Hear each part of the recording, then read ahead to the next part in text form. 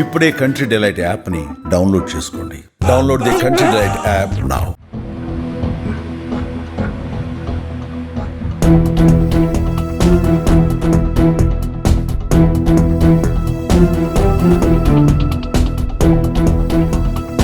అందరికీ నమస్కారం. నేను Swaroopa Potlapalli. Welcome to Suman TV. హైదరాబాద్లోని కూకట్పల్లి ప్రాంతంలో వరుస హత్యలు కలకలం రేపుతూ ఉన్నాయి.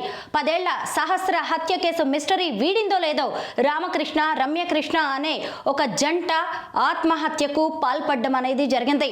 ఈ ఘటనలో భర్త రామకృష్ణ చనిపోగా భార్య రమ్యకృష్ణ గాయాలతో ఆసుపత్రిలో చికిత్స పొందుతున్నారు. మళ్ళీ బుధవారం మరో దారుణం చోటు చేసుకుంది. స్వాన్ లేక్ గేటెడ్ కమ్యూనిటీలో ఉంటున్న రేణు అగర్వాల్ అనే మహిళను 2 దుండగులు హత్య చేసి చంపారు. అసలు ఈ ఘటన చుట్టుపక్కలే కాదు, హైదరాబాద్ వ్యాప్తంగా సంచలనం రేపుతోంది. బయటకు వెళ్ళిన ఆడవాళ్లకే కాదు, ఇంట్లో ఉన్న వాళ్ళకు కూడా రక్షణ లేకుండా పోతోంది అని ఇలాంటి ఘటనలే చెబుతూ ఉన్నాయి. చూసారు కదా, ఇదే స్వాన్ లేక్ గేటెడ్ కమ్యూనిటీ. ఎంతో భద్రతతో ఉంటుంది. సీసీ కెమెరాలు ఉన్నాయి, అలాగే సెక్యూరిటీ సిబ్బంది ఉన్నారు. వచ్చిపోయే విజిటర్స్ కి సంబంధించి కూడా రిజిస్టర్ మెయింటైన్ చేస్తూ ఉంటారు. ఇంట్లో పని చేస్తున్న పని వాళ్లే చంపడం అనేది ఇప్పుడు హాట్ టాపిక్ గా మారింది. ఇదిగోండి, చూసారు కదా, ఇది రేణు అగర్వాల్ బెడ్రూమ్. ఇదిగోండి, ఎగ్జాక్ట్లీ ఈ బెడ్రూమ్లోనే ఆమెను చిత్రహింసలకు గురి చేసి ఇంట్లో పనిచేస్తున్న వంటవాడిగా హర్ష్ అనే వ్యక్తి, అలాగే పక్కింట్లో పనిచేస్తున్న రోషన్, వీళ్ళిద్దరూ చంపడం అనేది జరిగింది. ఆమెను కాళ్ళు చేతులు కట్టేసి బెడ్ మీద, వీపు మీద కూర్చొని చిత్రహింసలకు గురి చేశారు. అంతేకాదు, కిచెన్లో ఉన్న పెద్ద ప్రెషర్ కుక్కర్ తీసుకొచ్చేసి ఆమె తల మీద గట్టిగా మోదినట్టుగా కూడా సీన్ ఆఫ్ అఫెన్స్ చూస్తే అర్థమవుతుంది. అలాగే పదునైన బ్లేడ్తో ఆమె గొంతు కోసారు. శరీర భాగాల మీద కూడా అనేక రకాలైన గాయాలు ఉన్నట్టుగా తెలుస్తుంది. బెడ్ మీద నుంచి ఆమెను కింద పడేసి మరి చంపినట్టుగా తెలుస్తుంది. ముఖ్యంగా ఈ దోపిడీ వెనక బంగారు నగలు లేదంటే డబ్బు ప్రధాన కారణంగా కనిపిస్తూ ఉంది. ఎందుకంటే రేణు అగర్వాల్ తన భర్త అయిన రాకేష్ అగర్వాల్తో కలిసి స్వాన్ లేక్ అపార్ట్మెంట్లో ఉంటున్నారు. సనత్ నగర్లో వారికి ఒక స్టీల్ ఫ్యాక్టరీ కూడా ఉంది. వారు డబ్బులకి సంబంధించిన ట్రాన్సాక్షన్స్ చేస్తూ ఉంటారు. గత 11 రోజులుగా హర్ష్ అనే జార్ఖండ్కి చెందిన వ్యక్తి వీరింట్లో వంట మనిషిగా చేస్తూ ఉన్నాడు. అయితే వాళ్ళ ఇంట్లో బిజినెస్ కి సంబంధించిన ట్రాన్సాక్షన్స్, డబ్బులు తీసుకురావడం, వాటిని లాకర్లో భద్రపరచడం, అలాగే ఇంట్లో ఉన్న బంగారానికి సంబంధించి ఈ హర్ష్ అనే వ్యక్తికి ఒక ఐడియా ఉంది. పక్కింట్లోనే జార్ఖండ్కి సంబంధించిన రోషన్ కూడా పనిచేస్తున్నారు. వీరిద్దరు కలిసి గత కొంతకాలంగా ఈ రేణు మర్డర్ కి స్కెచ్ వేస్తున్నట్టుగా తెలుస్తుంది. రాకేష్ అగర్వాల్ ఎప్పుడైతే బిజినెస్ పని మీద బయటకు వెళ్లారో వాళ్ళు ప్లాన్ ప్రకారమే ఇంట్లోకి ఎంటర్ అయి ఒంటరిగా ఉన్న రేణు అగర్వాల్ మీద అటాక్ చేసినట్టుగా తెలుస్తుంది. ఆమెను బెడ్రూమ్ లో చిత్రహింసలకు గురి చేసి హత్య చేసిన తర్వాత వీరిద్దరూ లిఫ్ట్ లో వెళ్ళినట్టుగా సీసీ కెమెరాలో మనకి ఇక్కడ విజువల్స్ కనిపిస్తూ ఉన్నాయి. చూసారు కదా, ఇద్దరు ఎంత నింపాదిగా కనిపిస్తున్నారో, ఏ మాత్రం భయం లేకుండా వీరిద్దరూ చక్కగా సీసీ కెమెరాలో లిఫ్ట్ లో కనిపిస్తూ ఉన్నారు. ముఖ్యంగా రేణు అగర్వాల్ ని హత్య చేసిన తర్వాత హర్ష్ అలాగే రోషన్ అక్కడే ఉన్న బాత్రూమ్ లో స్నానం చేసి రక్తపు మరకలు అంటిన బట్టలను అక్కడే వదిలేసినట్టుగా పోలీసులు గుర్తించారు. ఆ తర్వాత వేరే బట్టలు వేసుకొని ఇలా వీరు లిఫ్ట్ లో వెళ్ళిపోతూ ఉన్నారు. అంతేకాదు, రేణు అగర్వాల్ కి సంబంధించిన స్కూటీ మీదే వీరిద్దరూ పారిపోయినట్టుగా మరో సీసీ కెమెరాలో కూడా రికార్డ్ అయింది. అయితే డబ్బు, నగల కోసమే వీరు హత్య చేసినట్టుగా ప్రాథమిక నిర్ధారణకు వచ్చారు పోలీసులు. రేణు అగర్వాల్ ఒంటి మీద ఉన్న బంగారాన్ని కూడా వీరు తీసుకుని పరారవుతున్నట్టుగా తెలుస్తుంది. హర్ష్, రోషన్ చేతిలో ఒక బ్యాగ్ కనిపిస్తుంది.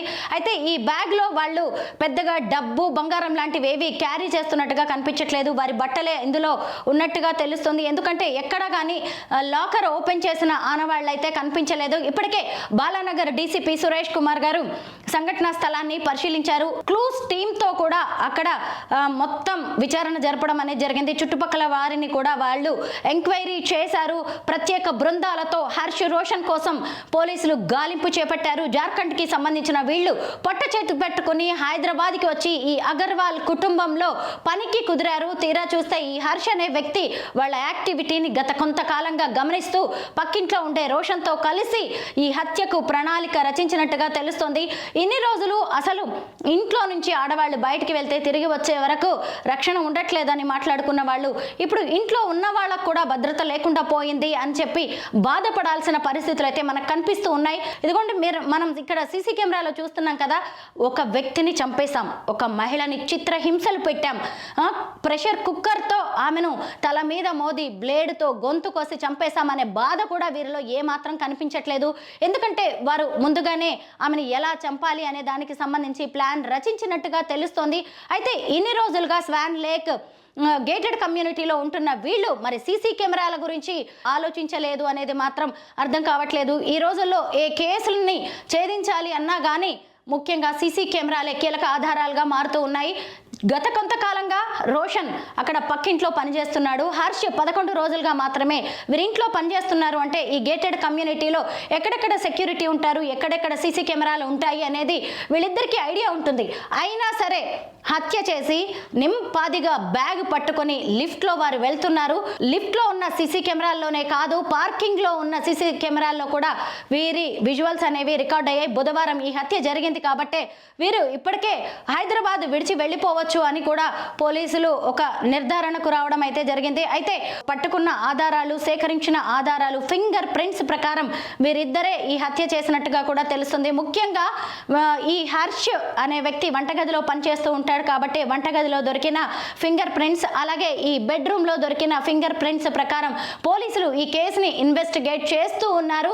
ఖచ్చితంగా దొరుకుతారు అని పోలీసులు కూడా అంచనా వేస్తూ ఉన్నారు. అయితే రేణు అగర్వాల్కి సంబంధించిన స్కూటీ మీద వీరు పారిపోయారు కాబట్టి ఎక్కువ దూరం అదే స్కూటీ మీద ట్రావెల్ చేసే అవకాశం లేదు.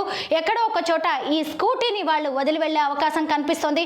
అక్కడి నుంచి మరొక బస్సు లేదంటే ఇంకోదైనా తమ సొంత గ్రామానికి వెళ్ళిపోయే అవకాశం ఉంటుంది. లేదు పోలీసులు అక్కడికి వస్తారనే భయం ఉంటుంది కాబట్టి వేరే ప్రాంతాలకు వెళ్ళొచ్చు. మొత్తం మీద ఈ రేణు అగర్వాల్ హత్య కేసు అనేది ఇప్పుడు మనమందరం జాగ్రత్తగా అలర్ట్గా ఉండడానికి ఒక అవకాశంగా కనిపిస్తుంది. ఎందుకంటే ఇంట్లో ఒంటరిగా ఉండే మహిళలు, అందులోనూ ఇంట్లో పని మనుషుల్ని, వంట మనుషుల్ని పెట్టుకునే వాళ్ళు ఎంత జాగ్రత్తగా ఉండాలి అనేది ఈ కేసు మనకి చెబుతోంది. సరే ఎవరైనా సరే మనకి అవసరానికి మనం ఒక పని మనిషిని లేదంటే ఒక కుక్ని మనం ఎంగేజ్ చేసుకున్న వారిని మనం నమ్మడానికి వీల్లేదు. ఒంటరిగా మహిళలు ఇంట్లో ఉంటే ఖచ్చితంగా ఎప్పటికప్పుడు కుటుంబ సభ్యులతో టచ్లో ఉండడం కూడా మంచిది. ఇంట్లో కూడా సీసీ కెమెరాలు పెట్టుకోవాల్సిన అవసరం కనిపిస్తుంది. కేర్ టేకర్స్ని పెట్టుకోక తప్పని పరిస్థితులు కనిపిస్తున్నాయి కాబట్టి ముందుగా వారి బ్యాక్గ్రౌండ్ చెక్ చేయాలి, వారి ట్రాక్ రికార్డ్ చెక్ చేయాల్సి ఉంటుంది. క్రైమ్ హిస్టరీ ఏదైనా ఉందా అని కూడా మనం చూసుకోవాల్సిన అవసరం ఉంది. ఎప్పుడైనా వాళ్ళ మాటల్లో కానీ వాళ్ళ యాక్షన్లో కానీ ఏదైనా తేడా కనిపిస్తే ఎప్పటికప్పుడు మనం అలర్ట్ అయ్యి వాళ్ళని పని నుంచి తీసేయడం లేదంటే పోలీసులకి ఇన్ఫార్మ్ చేయడం లాంటివి చేయాలి. తమ యజమానులకి డౌట్ రాకుండా జాగ్రత్త పడ్డారు. అలా జాగ్రత్త పడుతూ వచ్చిన 11 రోజుల్లోనే ఇంత పెద్ద హత్య చేయడము అంటే చిన్న విషయం కాదు. అసలు వచ్చిన తర్వాత వీళ్ళిద్దరికీ దుర్బుద్ధి పుట్టిందా లేదు అంటే రోషన్ అనే వ్యక్తి మొదటి నుంచి పక్కింట్లో పనిచేస్తున్నాడు కాబట్టి అతను ప్లాన్ ప్రకారం ఈ హర్షిని పనిలోకి రప్పించాడా, ఇలా అనేక అనుమానాలు అయితే కలుగుతున్నాయి. పోలీసులు సీరియస్గా ఈ కేసును ఇన్వెస్టిగేట్ చేస్తూ ఉన్నారు. మరికొంత టైం గడిస్తే ఈ కేసులో మరిన్ని కీలక ఆధారాలు బయటపడే అవకాశం ఉంది. చాలా జాగ్రత్తలు పాటించాల్సిన అవసరం ఉందని రేణు అగర్వాల్ కేసు మనందరికీ చెబుతోంది.